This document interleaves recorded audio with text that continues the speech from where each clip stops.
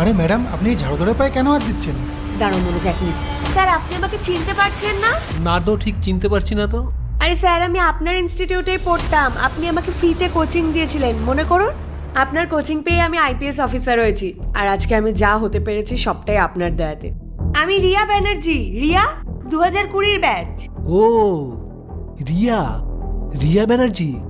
হ্যাঁ হ্যাঁ হ্যাঁ, চিনতে পেরেছি। আমি খুব খুশি হয়েছি তুমি আইপিএস অফিসার হয়েছো। কিন্তু স্যার, আমি তো এটা বুঝতে পারছি না যে আপনি এখানে কি করছেন। আমার ছোট ভাইকে ইউএসএ পাঠিয়েছিলাম পড়াশোনার জন্য, তার জন্য আমার বাড়িটা পর্যন্ত বিক্রি করতে হয়েছিল। আজ সে ইউএস থেকে ফেরার পরে আমাকে চিনতে পর্যন্ত পারে না। এখন তুমিই বলো, না আমার থাকার জন্য বাড়ি ছিল, না আমার কাছে টাকা ছিল নতুন করে ইনস্টিটিউশন খোলার। যা পেয়েছি তাই করছি। আপনি এক কাজ করুন, আপনি আমার সাথে আমার বাড়ি চলুন না।